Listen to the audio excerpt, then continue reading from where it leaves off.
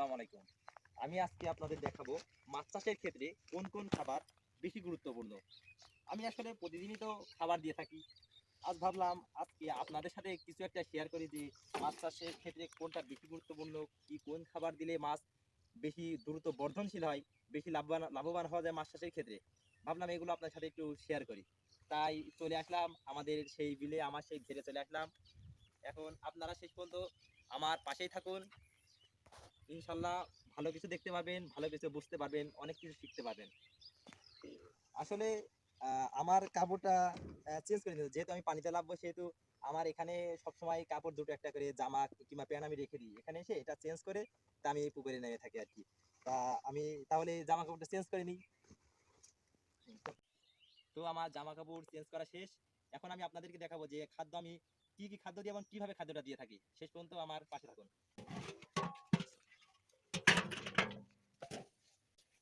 আসলে মূলত আমি মনে করি যে মাছ চাষের ক্ষেত্রে যেটাকে প্রাধান্য দেওয়া উচিত সেটা হচ্ছে এনে খোল। খোলে প্রচুর পরিমাণে আমিষ থাকে, আমিষের আর পরিমাণ মতন দিতে হবে, একেবারে বেশি দেওয়া হবে না। আহ, এটা আপনার পরিমাণ মতন আমি ইনশাল্লাহ আর একদিন আপনাকে খলির পরিমাণটা হিসেব করে সুন্দরভাবে আপনাদেরকে জানিয়ে দেবো ইনশাল্লাহ।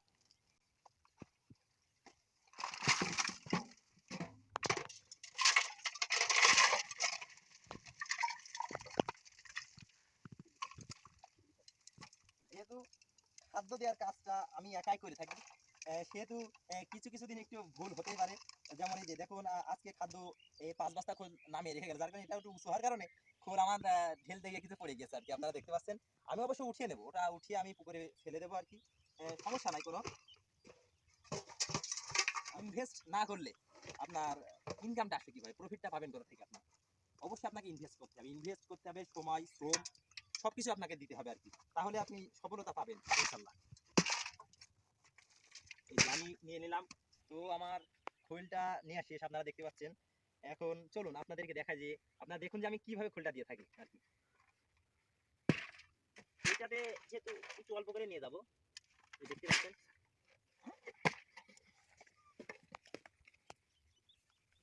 আপনারা দেখুন যে যেহেতু আমার পুকুরে নামতেই হবে, যেহেতু আমার খাদ্য দেওয়ার স্থানটা পুকুরের মাঝ বরাবর রয়েছে, সেহেতু আমাকে দিতে হয় আর কি।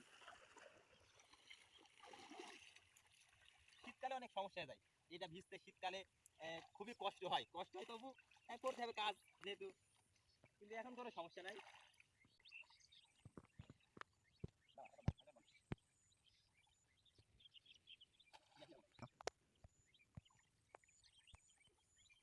যেহেতু খাবারটা আমি ওখান থেকেই দিয়ে থাকি প্রতিদিন, আমি যাই হোক ডবল যাতে না আসা লাগে সেই কারণে আমি হাঁড়িতে করে নিয়ে যাই, ওখানে দিয়ে থাকি। কিন্তু আজকে আপনাদের দেখার সুবিধার্থে দেখানোর জন্যই আর কি এখানে নিয়ে আসলাম আর কি, আপনারা দেখেন। আমি আমি এটা নেটেই দিয়ে থাকি, এইভাবে নেটে বেঁধে দিলে মাছগুলো অনেক সুন্দরভাবে খেয়ে নেয় এগুলো। আবার শেষে গেলে আবার বেঁধে দিই। তো আমার নেটে খোল বাঁধা শেষ, এখন আমি জায়গায় রেখে আসি আর কি। তো এই পুকুরের কাজ আজকের মতো শেষ। এই খাদ্যটা এক একজন এক এক সিস্টেমে দিয়ে থাকে, কেউ খোলটা ভিজিয়ে ছিটিয়ে দেয়, আবার কেউ নেটে দেয়। আমি মূলত এই নেটের ভিতরে বেঁধে দেওয়াটাই পছন্দ করি আর কি। আমি মনে করি এটাই ভালো হয় আর কি, এটাতে অনেক ভালো হয়, সেটা আমি নেটে দিই। আপনারা আপনাদের সুবিধা মতো দিতে পারেন, কিন্তু এটা আমাদের আসলে খোল খাওয়ানোটা মাছের ক্ষেত্রে খুবই গুরুত্বপূর্ণ আর কি।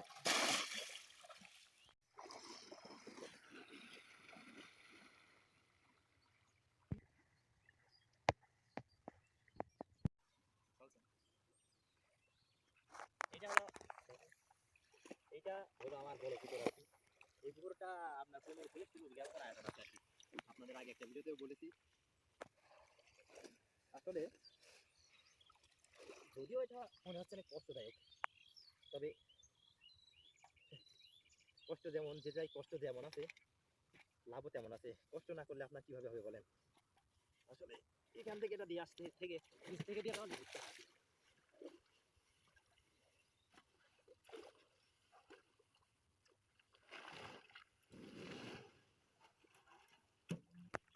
আসলে সত্যি কথা বলতে যেটা, আমি আপনাদের মাঝে নতুনই বলতে পারেন, আপনাদের মাঝে অনেক কিভাবে ভিডিও করে। আমার ব্যবসায়িক সেক্টর আছে কিছু, আল্লাহর রহমতে আস্তে আস্তে অনেক কিছুই গড়ে তুলেছি। আমার যেটাতে কোনটাতে লাভ কোনটাতে লস, সত্য কথাটা আপনাদের সাথে জানানোর চেষ্টা করি আর কি। মিথ্যা বলে তো আপনাদের সাথে লাভ নাই ভাই। আসলে যদি আমার কোনো কিছুতে লাভ হয় আর কি, সেটা যদি দেখে আপনারা উপকৃত হন, আপনারা সেটা করে উপকৃত হন, লাভবান হয়, তাতে আমারই ভালো লাগবে আর কি। এবং কিছুতে যদি লস হয় সেটা আপনাদের অবশ্যই জানাবেন, সেটা থেকেও আপনারা বিরত থাকুন, সেটা বুঝে চলবেন। সত্যটা সবসময় জানানোর চেষ্টা করি।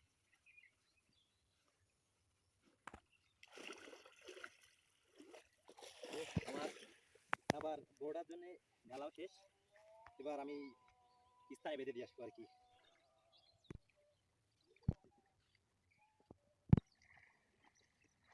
কালারটা বুঝতে পারবেন না আপনারা, কালারটা খুবই সুন্দর একটা কালার। পানি প্রচুর খাদ্য, পানিতে প্রচুর পরিমাণে খাদ্য রয়েছে পানিতে। নিয়মিত দেওয়া হয় তো, পরিচর্যা নিয়মিত করা হয় আল্লাহর রহমতে, আলহামদুলিল্লাহ। শেষ, এটা শেষ। আসেন, আরেকটা বাকি আছে।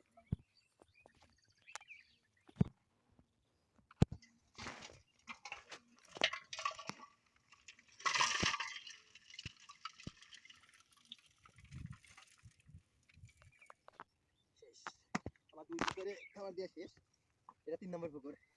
মূলত আমাদের মাছ চাষে আমরা প্রাধান্য দিয়ে থাকি, রুই মাছটাকে বেশি প্রাধান্য দিয়ে থাকি আর কি। আমার এই খাবার সম্পর্কে আমার কেমন আয় ব্যয়, মাছ চাষের সমস্ত তথ্যাদি, আমি যেহেতু চাষ করেছি, বেশ কিছুদিনই করছি, নতুন, তবে একেবারে নতুন না, বেশ কিছুদিন আর কি আছি, কিন্তু আমার চ্যানেলটা খুবই নতুন আর কি। সেহেতু আপনাদের আস্তে আস্তে সবই দেখাবো, মাছ চাষের আয় ব্যয় লাভ সবই দেখতে পারবেন, মাছ ধরা সবকিছু আপনাদের দেখাবো, আপনার সাথে শেয়ার করবো ইনশাল্লাহ। তো আজকের মতো এখানেই বিদায় নিচ্ছি। এই যে আপনারা দেখতে পাচ্ছেন যে আজকে মতো আমি এখানে আপনার কাছ থেকে বিদায় নিচ্ছি।